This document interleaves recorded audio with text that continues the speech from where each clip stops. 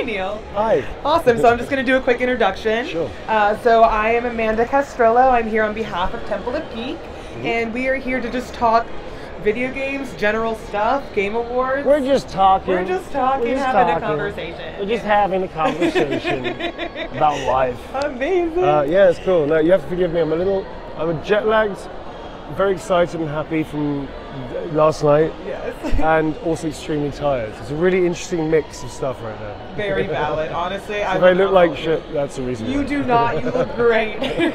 You're lying, but I appreciate the lie. I'm not lying. Appreciate the swear lie. on my life. Thank you. Awesome. No, it's really nice to meet you, and thank you very much. It's nice to meet you too, again. Yeah. But yeah, we are here with the lovely, talented, awesome, stunning, show-stopping, never been done before, Neil Newbon. Thank you. And also the winner of Performance of the Year for Baldur's Gate 3. Yeah. He portrayed the sassy, we all know and love him, Astarion.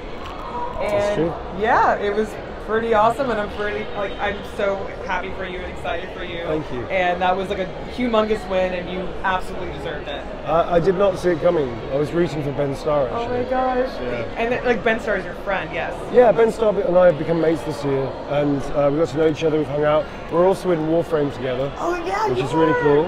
And I was really happy to know him. He's an amazing actor, consummate professional, and he's a really lovely guy. He's a true gentleman, which I really appreciate.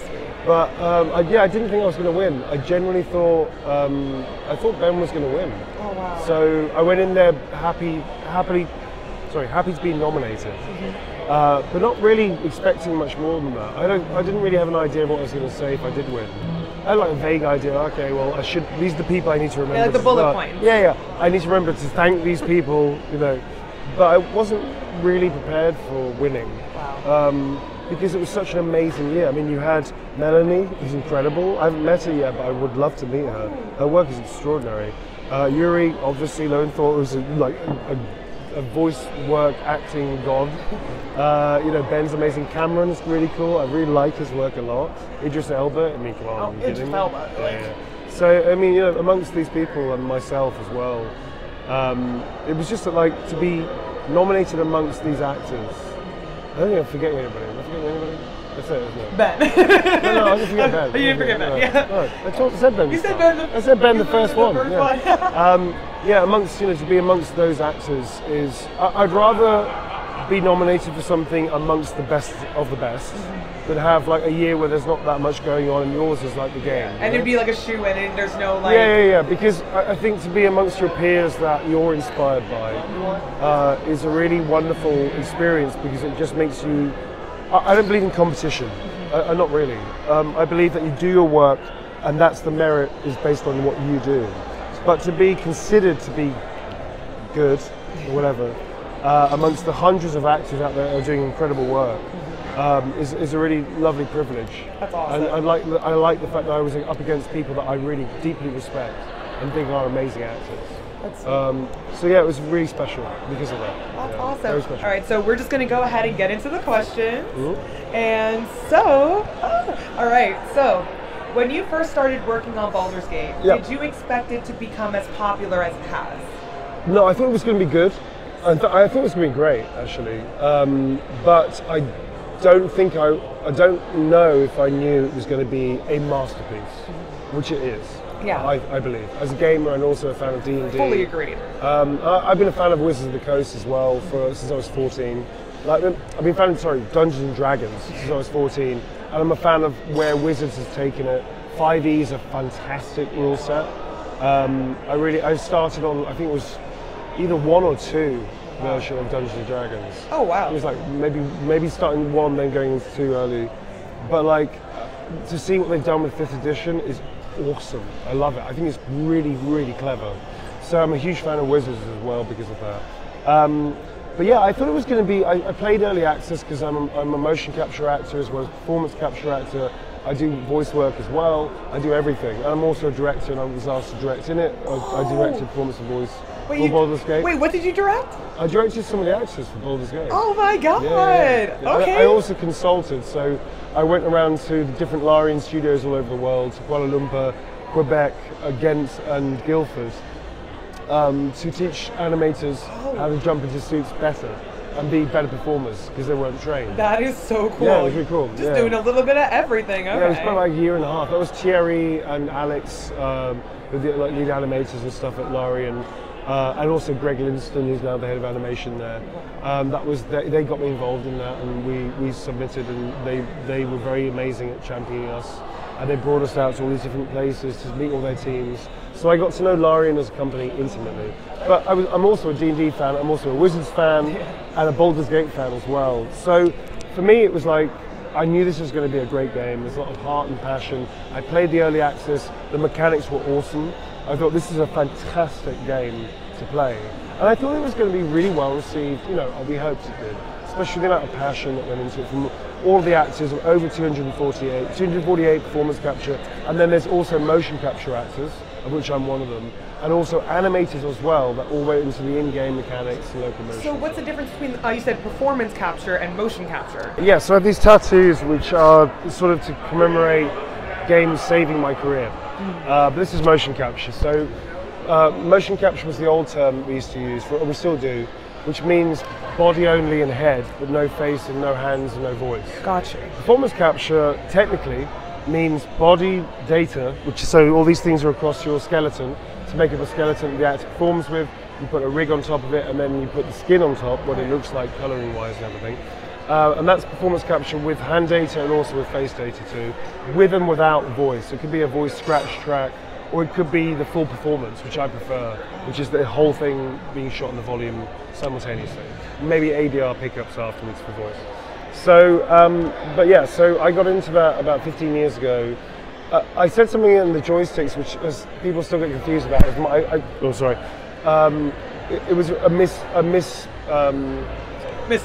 Misspoke, yeah. I said I almost quit games before, but that's not true. I almost quit acting before I met games. So before I started doing motion capture, it was about 2007, 8, around that period, 8, 9, something like that. I had a really hard time as an actor. I was a character actor trapped in a non-character actor's face, which is a problem. And also, I was going up against people with massive profiles. And I couldn't beat them because they come with all this body of work. And I was a jobbing actor that had done some good work, but wasn't like famous or anything like that. In terms of, I don't mean fame's a good thing. I mean recognition in terms of seats, box office seats. Oh yeah, this person's done these films, therefore people are going to go watch. It's like, that's a name that people would go specifically That's a named actor, exactly. Yes. Yeah, I wasn't a named actor, so that was problematic because no matter what I did in the audition, no matter how many risks I took, trying to always push for character work more than what I looked like, kind of stereotype archetypes, just couldn't get a job. And I was so broke, I was bankrupt almost 3 times.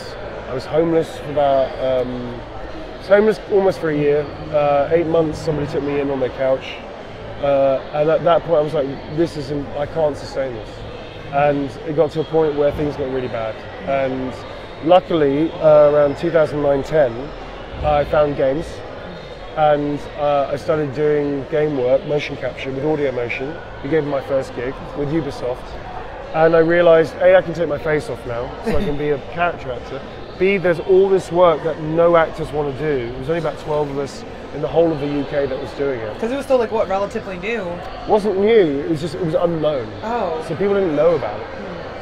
And games weren't mainstream in the same way they are now. Yeah, they weren't very... They were very popular, there was a lot of money in them, but it wasn't mainstream. It was like, you're a bit geeky, you play games. Yeah. Not like you're anybody that plays a game, because that's how you like to spend your time. Gamers now are everybody. Yeah. Gamers even then, 2010, we were there, we were geeks, but we were special people. It was kind of like what is it? Not a subcategory, like a sub... It was definitely a niche hobby, I would say, for a long time. A subculture. A subculture is a good way of describing it, yeah.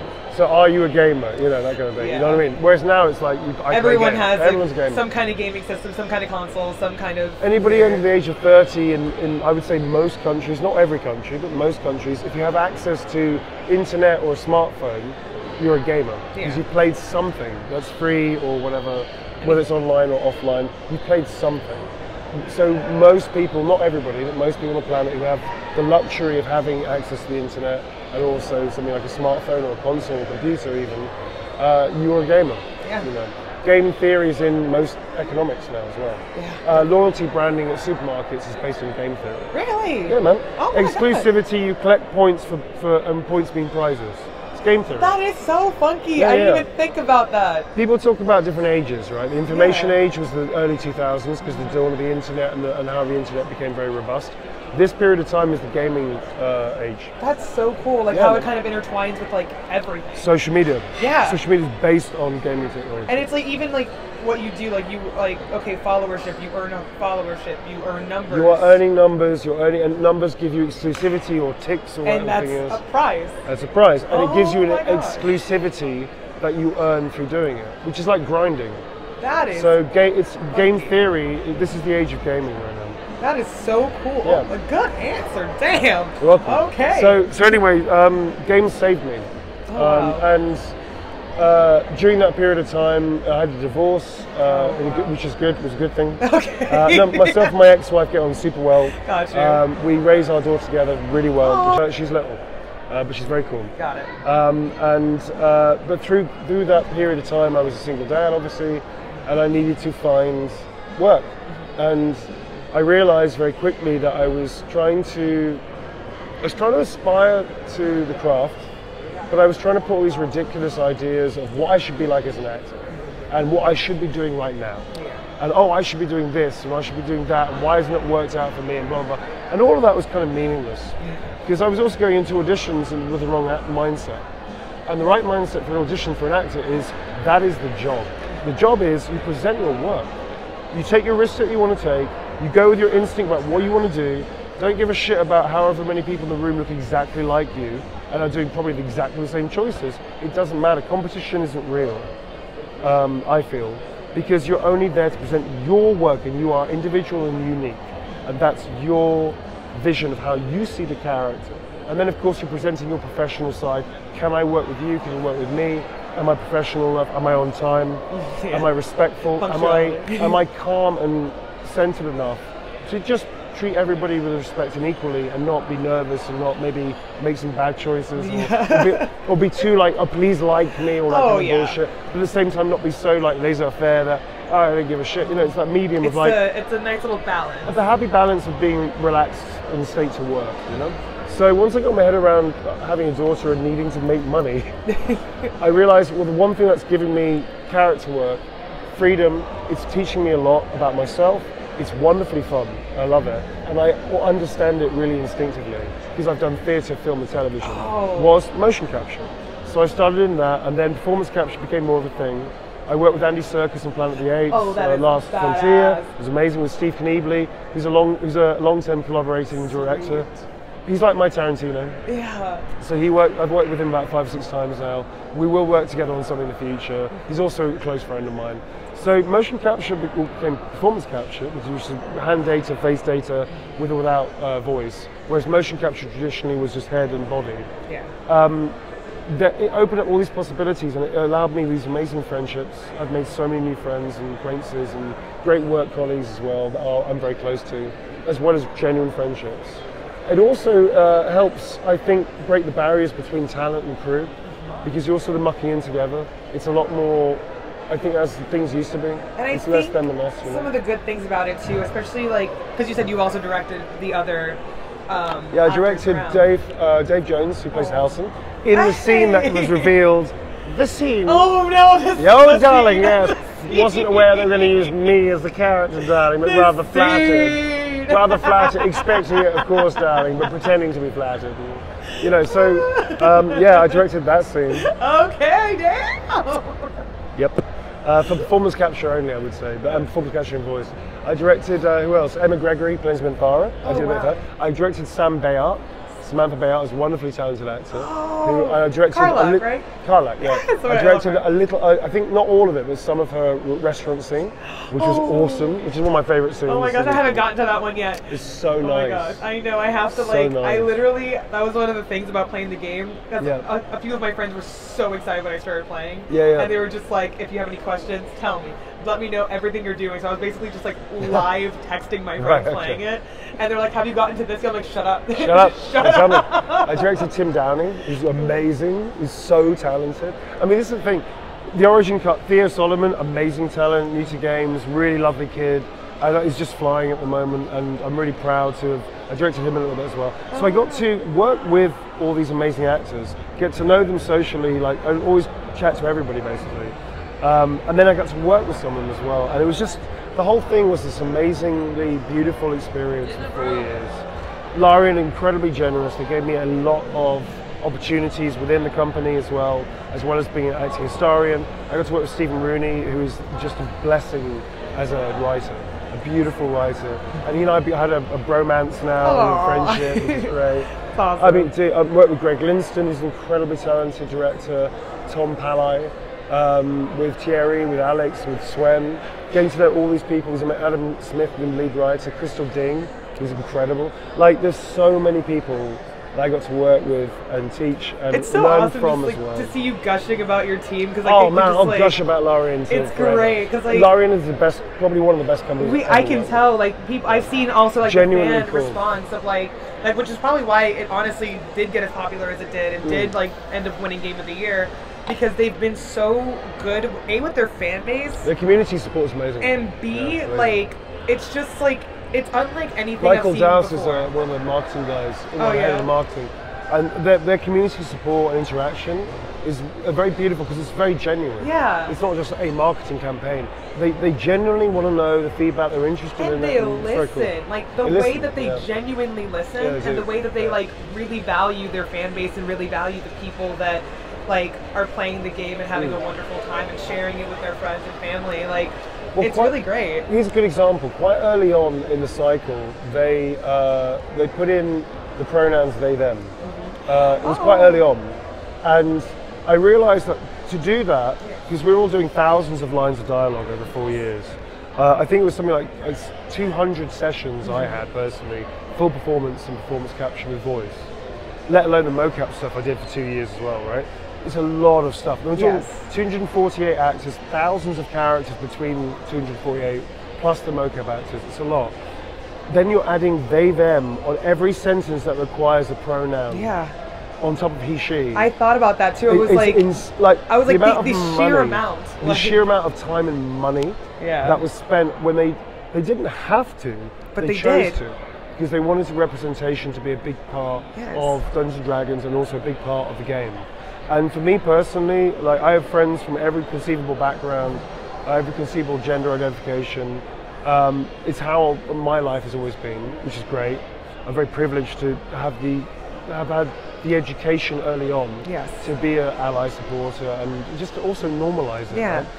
So to have that in a game where they didn't have to, and the amount of money it would take to do that was quite substantial, and they did it because they wanted to, was a beautiful moment when I realized what they were doing. It was like, wow, and it's this is a great company. It's so important too, because again, like something as popular as Baldur's Gate, where it's like so many people, even people that didn't necessarily like know about like pronouns or like transgender identities or like different sexualities. Yeah, that's the thing. You can be trans, you can be non-binary, you can be. I mean, my character's pansexual. Yeah. You can be asexual.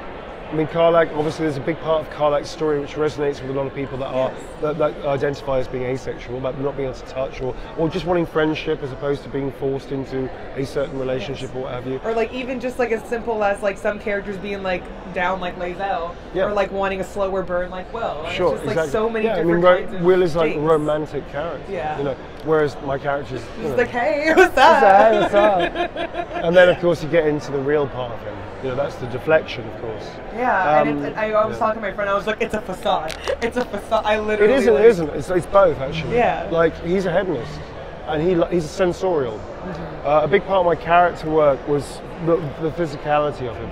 So all the physicality stuff is mine, apart from a couple of interactions where I'm not available to like hug somebody or something. And then we have a big mocap team that would probably fill in for that. But apart from those tiny little things, everything else you see about Astarion is me. Oh wow. And I got to physicalize everything about him. The choices I made were very specific. So it wasn't arbitrary, like, oh, he's theatrical. It was like, no, he does this. And it's all deflection, because he's actually inviting you in so he can grab you if he wants to.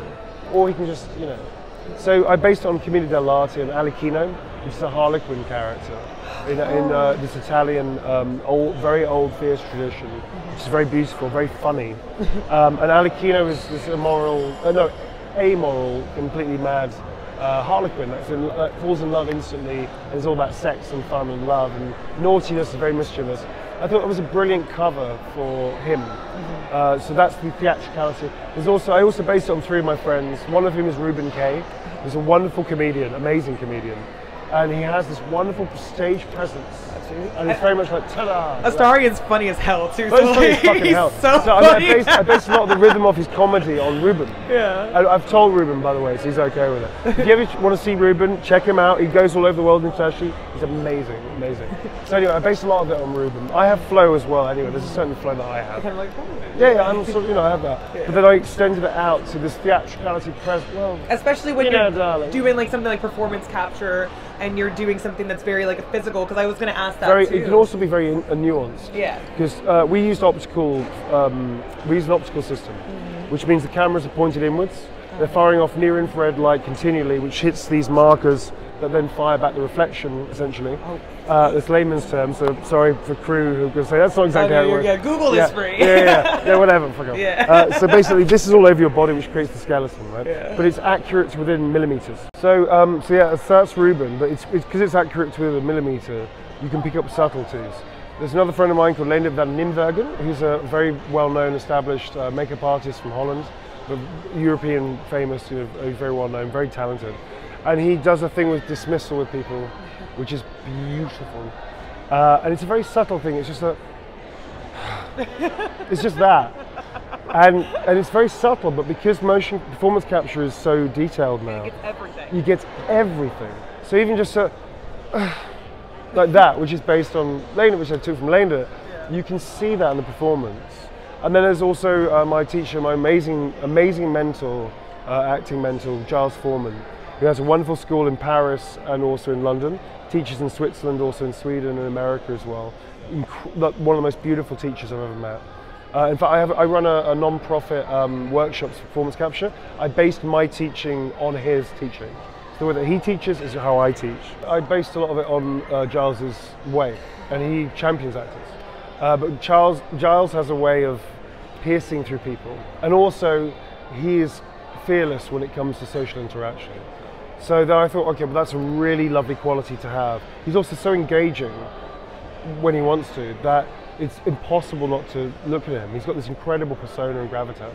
So I took from my friends a few things, and I borrowed from Tom Holtz's laugh.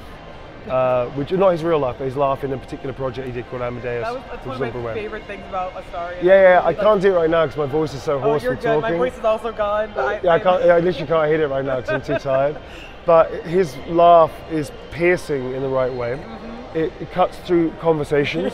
It's unapologetically piercing. Yes. And I thought, isn't that a beautiful way of showing something about Astarion's personality, that he doesn't give a fuck what you think about him, unless he can use it in some way. Yeah. But when he laughs, it's mischievous, it's naughty, then it's piercing through a crowd. Like I could be here, I could laugh now. I bet everybody would like react. Yeah, I can't. It's a shame I can't do it because I quite like to do it. But like, if I could hit if my voice wasn't hoarse right now, it cuts through conversation. I thought that's cool. That's a really cool thing about him that I could really incorporate. So taking these things in, but I'm lucky that I'm a very well-trained actor that has a lot of great methodology, great tool sets from people like Giles, Linda Nyquist for movement, also Lindsay Robertson, who's great with a voice. Other friends of mine like Keith Higgin, both of them I go to with voice as well, and also Roberta Wallach, who's Eli Wallach's daughter, who's an amazing actor and also one of my mentors. I've been very fortunate to have been exposed and also learn with masters of their trade. And also the ones that love actors, that they want you to love the craft, not just teach you the skill sets, they want you to find the passion again. So I've been very lucky, and I threw everything I had at Astarion over 4 years. Honestly, it everything. shows. It really Method acting, Meisner, Laban, everything. So that's one thing I did want to ask about it. Yeah. So there were some very emotional parts in each of the character stories. Yep. Astarion especially has a very heavy and multi-layered backstory questline. Was there anything you had to do to get into the mindset of a character like him? I think the cool thing about the way that we worked was that I established the character through the script and through the actual work itself quite early on. So we had a happy accident that the first time you meet Astarion was right at the beginning of the shooting period, very first month of the 4 years. Oh wow. And at that point I hadn't fully worked him out yet because I didn't know everything about him at that point. So I was quite guarded and quite cautious because I knew I wanted to explore him further and push him further. That was a choice quite early on, but I wasn't there yet. So when you first meet Astarion, his voice register is lower. He's a lot more guarded, he's less flamboyantly theatrical because he's actually more bound and he's also trying to work out the player. So when you meet him, he's actually like, look, there's a beast over there. Yeah. It's very low and it's down. It's not like, hello darling, look, there's a beast over there, can you go and get him please? Like this. Yeah, it's very much like that because he's guarded. And then for the first night of camp, the first couple of days or whatever, he starts opening up and then it's because of course he's who he really is, darling, you know, he's out here. So that was a really interesting happy accident because the more I got to know him, I was like, I can push him in this direction, I can push him in that direction. I'm going to use this tool, so I'm going to start creating more and more for him. And it was a happy accident, it wasn't designed like that, but it works really well because we kind of shot chronologically. And we didn't know where the story was always going because it was so vast, there's so many possibilities, and it hadn't been written at that point, you know? That we were finding out as the character found out within a few days. So I get the script 2-3 days early. I'm a consummate professional, I hope. So I go through all thousands of lines that I get given. It's like, cool. And I'm starting making choice. No, it's part of the work. It's normal. It should be normal. That's so like incredible though, that you just kind of like get that stuff like a couple of days in advance and then. Yeah, but here's the thing. It's like, you know, that's the work. You get it whenever you get it. You start working on it. No matter what you're doing, that's the job, right? So I was very lucky that I had a great communication with Pit Stop Productions where we did the wonderful voice work. Oh, sorry, the wonderful full performance work, and with Larian as well were fantastic. Even though the volume was massive, so I got lucky that I could make the time available to do that. I'd start like having little inklings of ideas and stuff, but at that point the character had been kind of set more or less. Apart from a few new things that we discovered as we were going, majority of Astarion was set after the first couple of months, I would say. So then it was a case of, okay, that's a new bit of the story. How is he going to react to that? And it became this wonderful experience of, I know him so intimately, especially after the first few months. I was like, I know exactly who he is now. And I know where he's going, kind of. And I know a little bit more about the story of Cazador and all that kind of stuff, his trauma. So I was like, cool, I got a lot to work on. So every time we came up against the new storyline, the new aspect, the new thing, I knew exactly how he'd react. And we kind of did it so immediately, it became beautifully organic. So it's kind of like you lived with him. Oh, I lived with him in my brain for years, you know. Apparently I once woke up and said to my daughter something in Astarion's voice. Oh my God. There's also said it to somebody else in Astarion's voice, and it kind of freaked them out a bit. They were like, what? I was like, what? What happened? It's like, you spoke to me like Astarion. I was like, sorry. It's like, okay, darling, all right, see you soon, or something like that. I feel like as I was asleep, it's fucking weird. It's something that you literally just again live with, and it's something that you're doing almost as a habit for years. Well, I believe in developed full craft work. Yes. So for me, you know, I'm a method actor. Some things about method acting people don't understand. You don't have to be an asshole to people. Yeah, no, you don't have to send. No. There's a lot of bullshit in the world. Oh, I'm a method actor, therefore I get to be horrible to people while I'm in character. No. It doesn't work like that. Yeah. But it does mean you pick up the trappings of character. You live that privately, so that you can explore things that aren't in the script, to give you a better insight into the character, to find their habits, and to find the way that their life actually exists. Because of that kind of training especially, as well as Laban work and the other stuff I brew in, animal work as well I used. But there's a stray cat that lives, I used to live in my garden. Oh. I would observe the cat and use a bit of the cat in there, it was really cool. It's called Cat, I respect its privacy. So anyway, a lot of that stuff came into Astarion, and then it was a case of, okay, what's the story? Because I know who he is, I know how he's going to react. So then eventually, I knew the trauma work was coming. I'm a survivor as well. It's not an easy thing as an actor to go through something that you know well and you have your own experience with.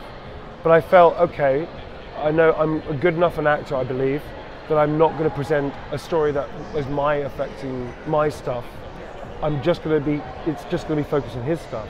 but I understand his point of view. And for me, that was very,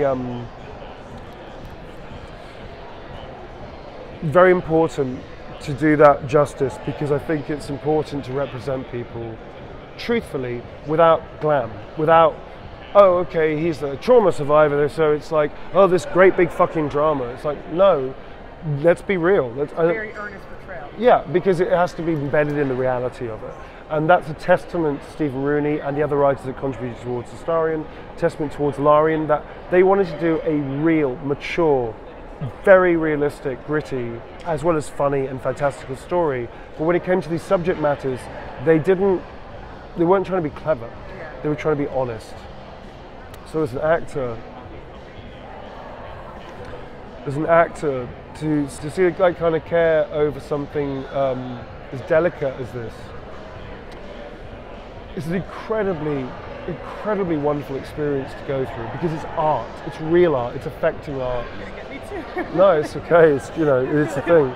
So I think it's important that as artists you don't pull back from ugliness, you don't pull back from difficult things, but you engage with it truthfully, honestly, in a fictional world, but it's still truth. And they did an incredible job. And it gave us the ability to really fly in those moments, to do it honestly. And I think for me that was a big thing. I definitely think it paid off, because a lot of the time too, I've noticed in media, because I'm also a survivor, so. Like, I know you are. I saw it in your walk. I'm sorry? I saw it in your walk. Yeah? Yeah, I saw it when I met you. Oh, wow.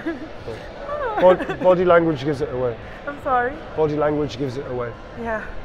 And when I played that part, I took a moment, and I just remember, thank you. So, going through this story, obviously there's a lot of things about life that isn't fair. There are good endings, there are bad endings to good people, and it's not fair. And the fact that you can choose whatever ending you want for any of the characters is completely legitimate, because everything is permissible, good and bad. And that should be included in a story. Otherwise I think people start protecting the characters in a way that, for the wrong reasons, you know what I mean? Like as an actor I'm talking about. I don't mean the players, I mean as an actor. Yeah. You can't protect your players. You can't protect your characters. You have to let the characters go through the journey. And with our journey, because everything was permissible, we got to do it in every possible way. And the thing about, everybody is that life is not fair. People can be fair if they choose to be fair, and one should choose to be fair because that's the best of life. But life isn't fair. Nobody, that's not real. It just happens sometimes, and it's awful and wonderful and all that stuff. I'm a firm believer that there is no cavalry coming, because you are the cavalry. And if you can get through that, other people will be there to support you, and they'll come with you, and they'll help you, or counselors, or therapists, or friends, or chosen family, they're there to help you through it. But don't rely on the cavalry. You are the cavalry. And with that it becomes the evolution that you can get through it. And that's the beautiful thing about hearing so many people's stories about how they just given up, or they lost hope, or we've even had people who said they were suicidal, genuinely suicidal, or alone, or isolated, or not represented. Trans men and women, which is amazing to see that. We have trans actors, of course, in it. You can be trans in it, or non-binary, or whatever. They found something in the story that said, okay, that person can get through it, that character can get through it, I can do it. Or I can relate, I'm not alone in this. That's what I said at the end of the awards, you're not alone in this, none of us are. I was going to bring that up. Yeah, you're not alone in this, none of us are. The reason I said that is because of the reaction from the community. Yes. And it's true, it's like, it's amazing to see that normalization of everything. Because everything in life is normal. Yeah. It's only other people that make it weird. It just is. So, to find people that have come through this sometimes awful experiences in a way that you can thrive through it. And it's not fair, and it's painful as hell. But the work to get through it, the challenge of it, can give you so much as well, I find. That evolving through your own pain, the challenge, whatever the challenge is, whether it's something as heavy as trauma, whether it's just a rough fucking year, of just shit stuff. Oh, yeah. Now ultimately you're going to be okay. A rough fucking year. Yeah, but ultimately you're going to be okay. It was just a shit year, nothing went your way. That's still valid. It doesn't have to be traumatic. It can be just like a shit time. Yeah. And that's okay, you can live through it and stuff. All of that stuff, to evolve through that There is no cavalry, you are the cavalry. Your friends are there to support you. There is help if you need it. But taking those first steps through is so important. And I think the game has offered up, from what people have told us, it gave them the first step. And man, honestly, it's so beautiful. Because it's real art, you know. And I feel like that's why it resonated with so much. Like, I was going to go ahead and just say, like, Baldur's Gate 3 has exploded in popularity. It really has. In a way that I haven't seen, honestly, a lot of things. So what do you think makes the game so appealing to so many different kinds of gamers, both old and new? All of that we just discussed. All of it. I think the game is super fun. Yes. The game is a beautiful game. So not even the narrative, the game itself is incredibly well done. It's total freedom. You have freedom in narrative, you have freedom in the gameplay. You can try anything. You want to kill somebody with a boot you just picked up, you can do that. You want to throw a goblin at another goblin. I did that. Yeah, right? You want to work out, okay, the water and electricity don't mix in real life, so what happens if I do that in the game and then create a field? I mean, you can do almost anything. It's genius. It's awesome. And it's free-forming, and you can kill everybody if you want to, and yet the game keeps going.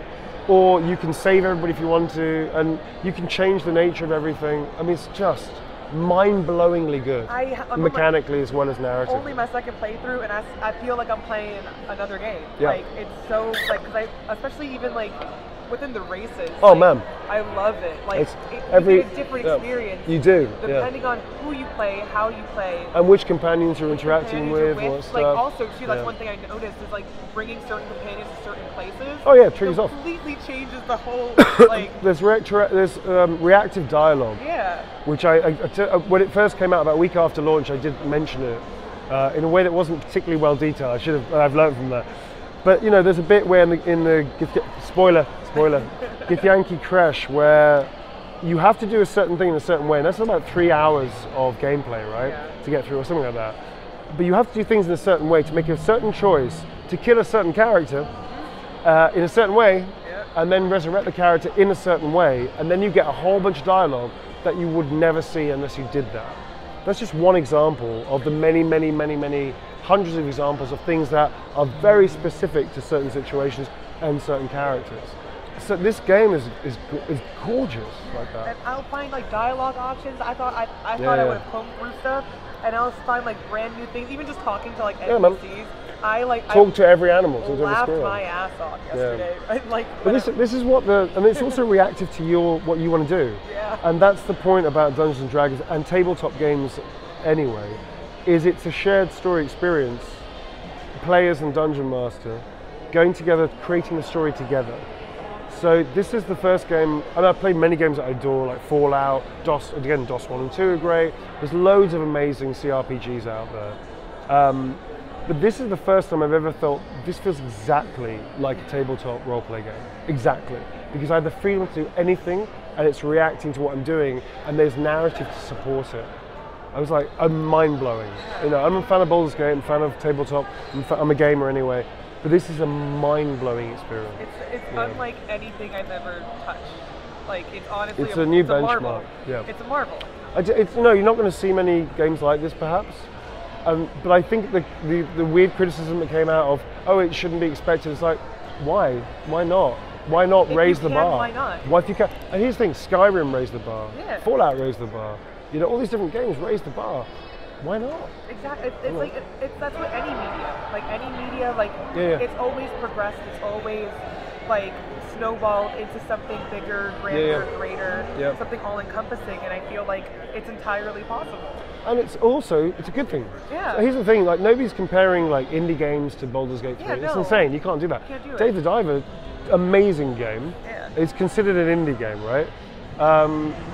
Really awesome. I mean, I didn't really like restaurant management games until I met Dave the Diver. I love it.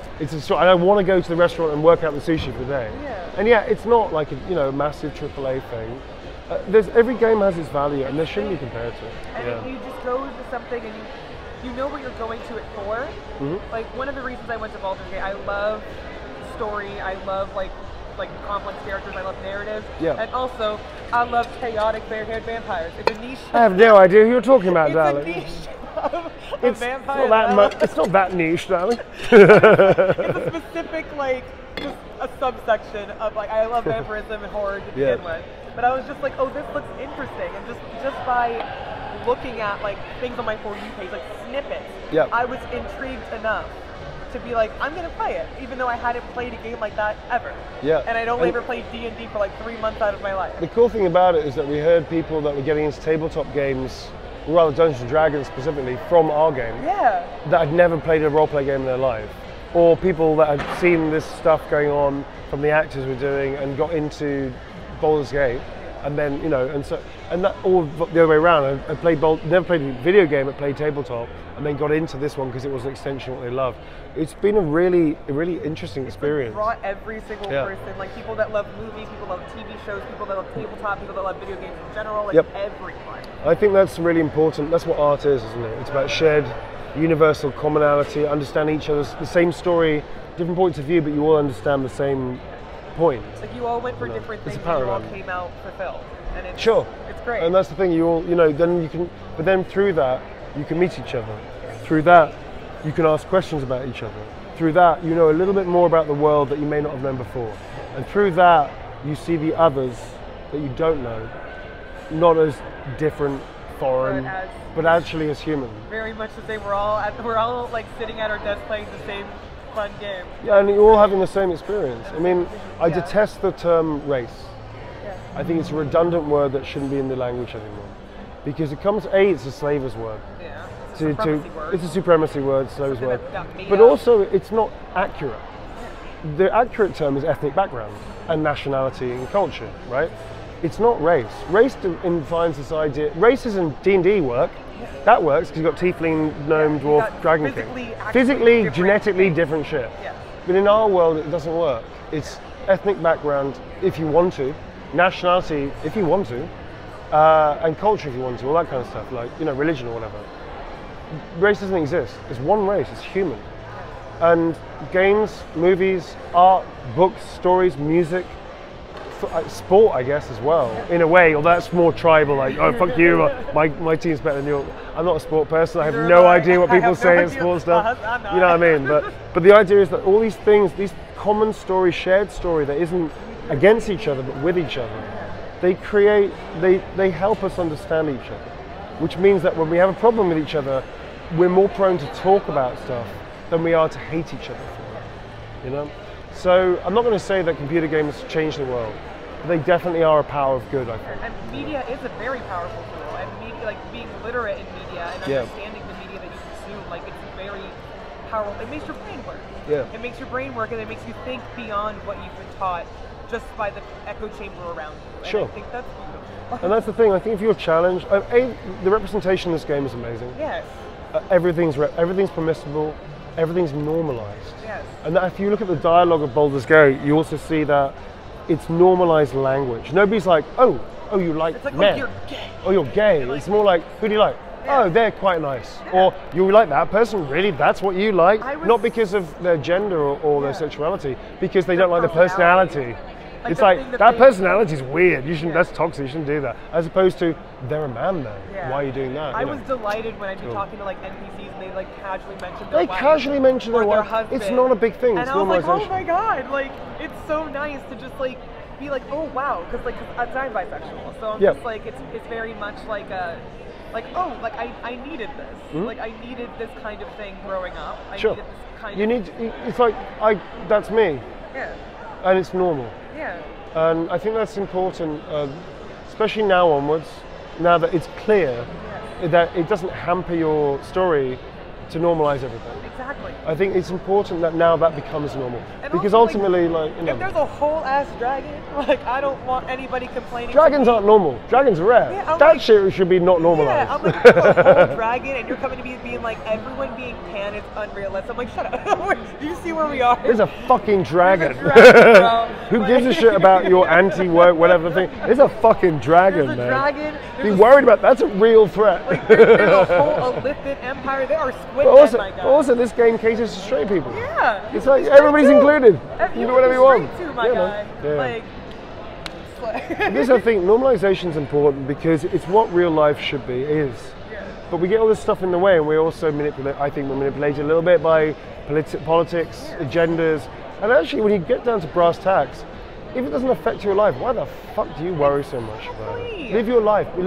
Love who you want to love. Live how you want to live. Drink water, mind your business. Yeah, man. And also, maybe you might learn something about the other person. Yeah. Maybe you might meet somebody that you wouldn't have met, and actually maybe you'll be happier for it. And you didn't like close your mind off to like the Sure. possibility because like you were taught that something was wrong, even though.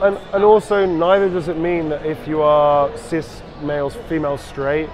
That's not a bad thing either. Yeah. That's who you are. That's who you are. You can't control that either. Yeah. Just and like therefore nobody, So ultimately, art changes people's opinions faster than politics. Yes. And I think that's why games are, which are art, and they're active art, they're not passive where you're just watching, they're interactive art. I think it's really important that games like this have been so well embraced because they serve as a good example of how you definitely can represent everybody and make it just not a thing. It's just fun. Like it's just freaking fun. And I'm trying to find a question that you have not answered. We have rambled a lot. I took a lot. That's okay. So what is your favorite element of the game? Don't have a favorite element of the game. It's all encompassing? I like everything about it. I'm a huge fan. I don't have a favorite element. I like everything about the game. The game is, I'm a massive fan of D&D, Baldur's Gate, of Larian, and also of acting and narrative. The whole thing's fucking amazing. Especially with the updates, like the epilogue and all that stuff. Oh my god, the epilogue. Man, dude. I killed the brain in my first thing just to get the epilogue. For me, it's a perfect game. Yes. It's now a perfect game, man. I love it. I absolutely. I literally I went back. I re-killed the brain, and then I went through all of that again. And I was like, I need to know where they went. I need to know where they, what became of my character, what became of everybody else's character. But I think that's genius. Well, I think they probably always. I don't know if they always planned to do it or not. I wasn't in that part of the conversation, but I think when the decision to do it was very much like we know this is the right thing to do, and we're not going to wait for what we're going to do it right now. I remember we got the scripts in pretty early after. Did you shoot that? Oh, dude, pretty much straight after release. Yeah, it was pretty close to that. It wasn't like an emergency thing. I'm pretty sure it was I think it was by design, not like a reaction to something. It was more like, we want to finish the story. It's gonna be in there, yeah, it's going to be there. We need to get the game right first, and then we can do that afterwards. Was my feeling. I'm not involved in those conversations. I don't know. It's not official. But I feel like it was very much in the mindset of this is a great way to finish up. Now the game is stable and happy and polished and looks great, and we're addressing it because there's so much work, and people are still working on those hot fixes and stuff. We got one yesterday? Yeah, it was a hot fix yesterday. Patch 5 came out recently, obviously. Yeah, I was like, oh my goodness, I'm like, y'all are feeding us for Christmas, okay? Larian are an exceptional company, man. Yes, they really care about their game, about their players. Lots of game companies do, by the way. I'm sorry? Lots of game companies do care about their player. I'm not saying that they're unusual, but they really care, and they really want to get this experience in its totality right. Absolutely. And I dig it. I think they're amazing. Amazing. So I feel like you literally answered some questions without me even asking them, which is incredible. Thank you for that. That's you are awesome. Welcome, darling, for guessing what's in your tadpole link, darling. Tadpole link. It's the link. Oh my gosh. So we're gonna just before we close out. Just a generalized question, what is your dream project / role? Don't have a dream role. I just want it to be a really interesting character I can work on. I like doing stuff that I haven't done before, but I don't mind doing stuff that is similar territory. I don't really have a dream genre. I've done loads of different genres. I'd love to work with Bethesda. I'd love to work with Naughty Dog. I'd love to work with Santa Monica. I'd love to work. There's so many companies I would love to work with because their stuff is amazing. I look for. Here's the other thing as well. I'm now a multi-award winner, which is weird. Weird to say that. I was telling my friend, I'm just I was talking to Neil Newbon the other day, and now I'm now talking to multiple award-winning actor Neil Newbon. I literally do not wake up and think like that, but it's weird to say it loud. Awesome. But here's the thing: I still do indie games. I still do in-game locomotion, motion capture. I still do combat and stunts, as well as full performance, as well as voice work. I do for indie, AA, AAA. So I still work with indie budgets. I still work with AA budgets. I still work with AAA budgets. That's not going to change. I'm still going to be available to work with anybody that wants to work with me. Obviously, negotiations aside, but I wouldn't stop doing indie work simply because I've now had the privilege of being in award ceremonies. If anything, it means I want people to understand that I just love the work. Yes. That's what I'm about. Like you just want something that's going to vibe right, feel right. Yeah, man. Yeah. And if somebody's got an interesting project that want me to direct, consult, or perform in, I'm up for all of it. Yeah. Oh my gosh. I just like the work. That's why I got into acting. That's why I stayed struggling, because I needed to tell a story. I needed to act. And that's why I went through near bankruptcy and technical homelessness. I wasn't on the streets, like one day, but I was safe, so I was lucky. Yes. But I had nowhere to live. I was living in somebody else's couch, All of that sustained me was the drive to just find the work and the stories and great character. Amazing. Like so many actors, I'm not unusual. I'm very common in that way. That the work is the driving force. That's why we became actors. Most people, I think. Yeah. Not everybody, sure. The fame and fortune thing is nonsense, really. But it's really an art form, and it's really art, man. I'm an artist, It's a way. I feel like actors operate, especially the ones that are in it for the craft, for the art. They just operate in a different way that's just not conducive to just a 9 to 5. Ultimately, you're exploring the human condition. Yeah. You're exploring what it is to be a human being. It's the reason I travel so much. I'm lucky. I get to work and travel a lot. But if I wasn't, I wouldn't be traveling anyway. I spent all my money traveling when I was a kid, So it's to understand this world, to understand the people of this world, all one race, different flavors, which is awesome. And to understand your place in the world. Nobody on their deathbed is going to go, I only have so much money in my account. I wish I'd had another twice as much money. No one thinks like, oh, that watch I bought wasn't expensive. I wish I'd owned that watch. Or the car wasn't quite as nice as I thought. Or my house wasn't quite as big. Or I didn't, blah, blah. Nobody's going to think that on their deathbed, whether they're surrounded by people or loved ones or not. They're going to be thinking, I didn't see the world enough. I didn't spend enough time with my loved ones. I regretted missing these amazing events I could have gone to, but I chose not to. I didn't see my family. I didn't tell people I loved them every day enough, or at all. Or I didn't, that one person that I was in love with, I never told, and I missed that opportunity. They're going to think about those things in life, not the material goods that, quite frankly, will be somebody else's after we die, or thrown into a landfill after we die. Get recycled, or just trashed. Yeah. You're going to think about, I do not understand myself in the world as much as I wanted to. The intangible things that you can't replace, which is experience. The experience. Yeah. So that's the driving force, I think, of most craft people in art, dancers, musicians, actors, painters, whatever the art form is to understand my place in this world. If I can affect a change, amazing, great, bonus, but to understand what it is to be a human being here, regardless of the circumstances, just to exist. And I think I'm lucky, I'm privileged, I'm extraordinarily lucky and privileged, because I get to do that for a living. I get paid to do that. And I have no right to ask for that. I've worked hard, I've applied my craft, I'm trying to be as generous to people and champion other people as well, but I don't have a right to this. I get given this because people think I'm good enough to do the work. It's an incredibly beautiful experience. I mean, deeply lucky. And it's just to be able to live every day doing something that you love is not something that everyone can say. Oh my God, I'm the luckiest person in the world right now. It's amazing. Yeah, it is, and it's privileged. It's like your own personal Disney World. It's just wonderful. Well, I've done every shitty job you can imagine as well. I worked since the age of 14 in between at school. I still had part-time jobs. I worked in furniture factories, worked in bar backing, bars, catering for years. I did hard labor, hard work, and I respect it. And one thing that my old man, who's a sports journalist actually, he taught me was always treat every single person you meet, regardless of their job, with the same respect you treat your boss or somebody you want to hire you. You treat everybody the same. It's just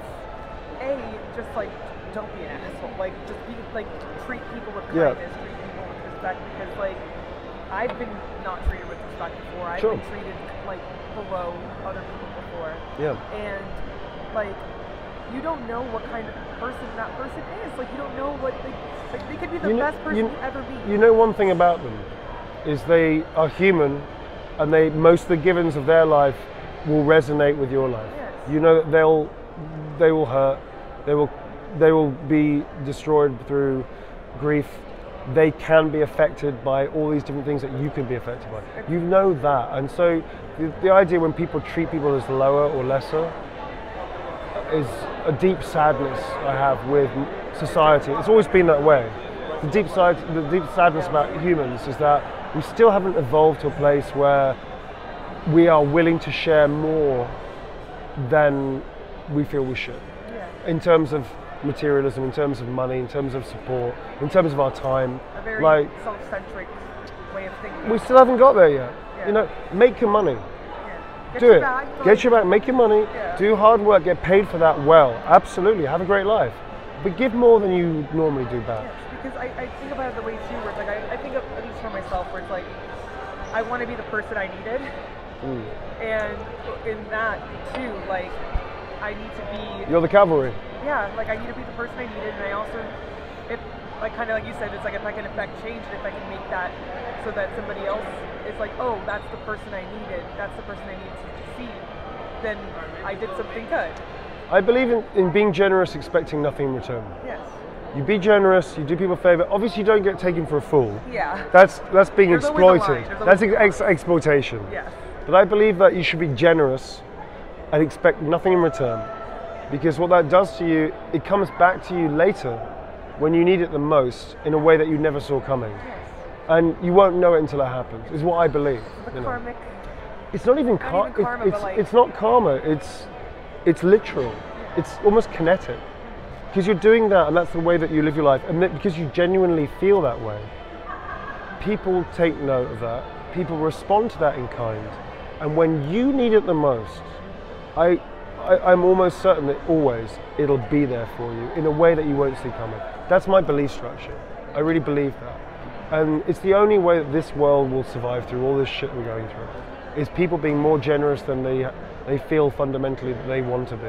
Just going a little bit further, just doing a little bit more without expecting anything in return. You know? That's awesome. If you can do that, fuck, we'll be okay. That is damn a word. And also just like, oh wow, after that I'm like, whew. So before we finish up, what's going on in 2024? What are some Cannot tell you. You can't tell That's me? That's shit, man. Damn. You know that as well. You know. I cannot tell you anything. Not I am NDA'd, not even a little bit. I am NDA'd up to the eyeballs. You know that. But Warframe is coming out this year. Warframe I can talk about a little bit. Can talk about I'm involved in Warframe. I worked with the amazing Reb Ford. She's awesome, very cool. I really like, the whole company's really fun. DE is a really fun company to work with. It's really cool to hear their story. They started with like 10 people. Now they've got like 200 people, wherever it is. They've been going 11 years or 10 years. And to be a part of that, it's 10 years I think, because I think I'm part of the anniversary. I think she did what, during the event, a decade. Yeah, it's a decade. So I'm a part of this update to sort of, you know, it's 10-year anniversary, and so this update is a big part of that. So to be a part of the 10-year anniversary with this update is really cool, because I love the fact they had this endeavor. They started so small, and they've grown to this really positive, really fun game, and also a fun company to work with. Have you played it yet? I have not played it. I've been aware of it for years, yeah. But I just don't have the time to sink into stuff like that, really. So I haven't played it yet, but I'm going to be. Amazing. Well, I think that's all we have today. Thank you so much for your time, your energy. No problem. You were honestly like amazing. You are amazing. Thank you. And I'm so happy for you. I'm so happy for Larian. I'm so happy for all the incredible things that Baldur's Gate has done. Yeah. And for how much like you and the character of Astarion mean to so many people. Thank you. And incredible. Like amazing show-stopping. I love it. And thank you so much again on behalf of Temple of Geek as well. And also my friend thanks for Miles, asking. Appreciate it. From Temple of Geek, he also said congratulations. Thanks, Miles. Yeah. Thank you, Naz, darling. Thank you. Dinner soon, a little bite.